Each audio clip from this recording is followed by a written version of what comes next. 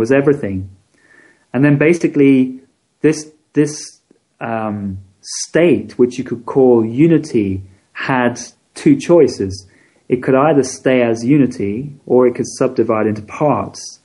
And since we have infinite time at this point, because there is no time, then we have infinite probability that both of those things are going to happen.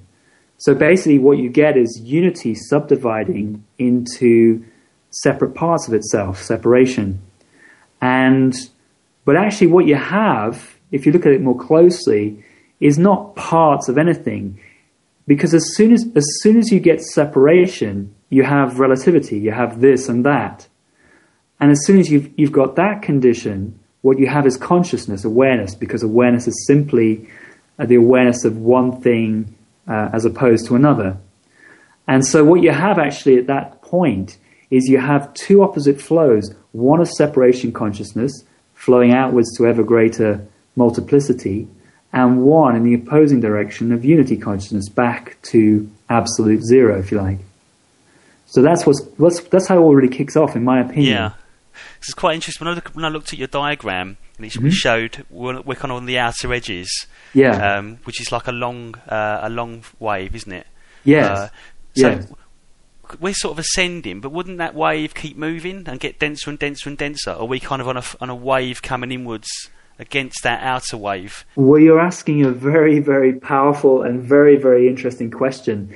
The question that I've been posing to myself is, separation consciousness gets to a certain expansion. Now, when you think about it, there's an actual dynamic holding separation consciousness and unity consciousness in place. It's like if you have a pond and you drop a pebble in the middle and the ripples spread out to the outer edges of the pond. Actually, of course, the water itself is not moving outwards. The water is just moving up and down. It's only the disturbance that's moving outwards. So what you've got is an equilibrium between an outward flow and an inward flow. Now, the question that's come to me recently is that if you take light out of the third dimension, in other words, if unity consciousness en masse ascends into the fifth dimension, then what's going to happen to separation consciousness?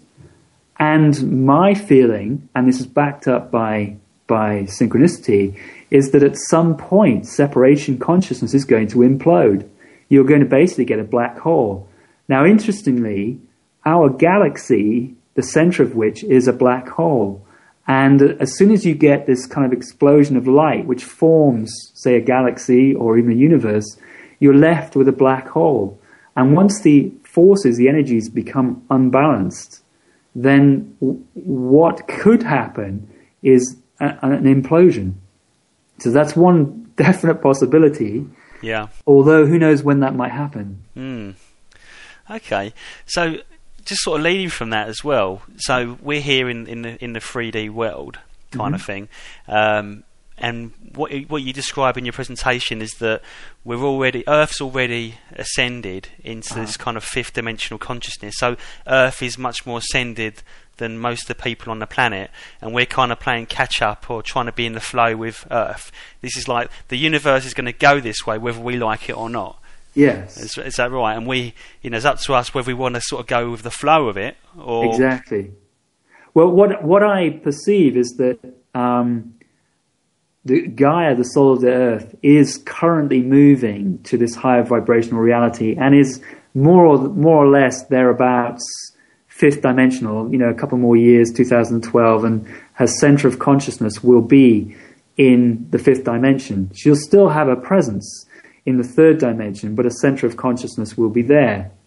And basically, what you have currently in this plane of reality is, in my experience anyway, two worlds overlapping and a movement of energy from one world to the other, which is probably synchronistically why you're seeing a dwindling of resources here.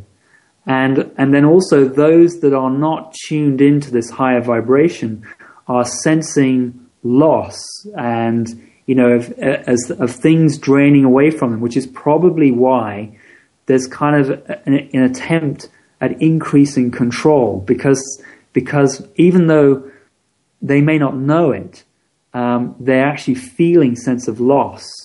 So I think that's what's defining a lot of the issues that we're experiencing right now. Yeah, because you can sort of see a bigger disparity between the light and the dark. It seems you've got more and more people waking up, becoming aware of who they are really, and becoming spiritual without being religious. And then on the other side, you've got this control mechanism where it looks like all the conspiracy theories of the New World Order are kind of coming up as well. Absolutely, absolutely. You're absolutely right. There's an increase in polarity, and I think there's a couple of reasons for that. I think one, humanity has been locked in this kind of illusionary reality for a long, long time, which to me was not a part of the original design. And it's almost as if our consciousness, the consciousness of society, the mass human subconsciousness, is like a kind of anchor which has been holding the Earth back, Gaia back, the solar system, and even to a degree the universe. But that can't continue. As we all know, it's inevitable. The universe is moving to a higher perfection, and the energy is moving to a higher vibration. So awakening people are attuning to this increasing vibration, this new plane of existence. And as we do so, what we're doing is we're calling into question anything that is of a lower vibration, that of a lower truth and harmony. And because everything, including matter, is purely consciousness, if we question with our consciousness the validity of that illusion that society has caught itself in, if we keep questioning it, then it's going to start falling apart, and you're going to see this increasing polarity between light and dark, and that's I believe is what's happening right now. I think because it kind of, because I do look at things like consciousness and reality. Reality mirrors consciousness, right? Yeah. And so we see the drama being played out in reality. So I guess as this light comes in and people wake up, then people are drawn to maybe trying to do the right thing. Maybe like you get a lot of people that want to bring out what's been revealed, or you get a lot of whistleblowers coming out and stuff like that. So there's like a lot of revealing of hidden truths, which I think if you're on the Ascension pathway and you kind of know what's going on, because I know we're going to talk about your different gateways later on, but it's like, for me anyway, it's like part of the process of awakening is kind of learning what reality is really about and what's really been going on Earth. The hidden stuff. And at first you're kind of in denial and you're shocked and then you're angry, and eventually you kind of accept it, and then you don't go into fear and you kind of rise above it, don't you? Exactly, yes. But it's like a lot of people are going to go for that kind of accelerated, what's going on? Well, I think there are going to be a lot of, there are going to be a lot of shocked people in the years to come, because we're most definitely moving out of the era of appeasement into the era of consequence. We don't have much time to get this right anymore. We're going to see, global warming for me is one of the processes, is perhaps the key process by which Gaia is going to reclaim herself. We've been out of balance with her all this time, and it's as though she, in line with the higher will, has allowed us to have free will for so long, but we've not as a race yet realigned with the truth, with the natural order of things, and therefore it feels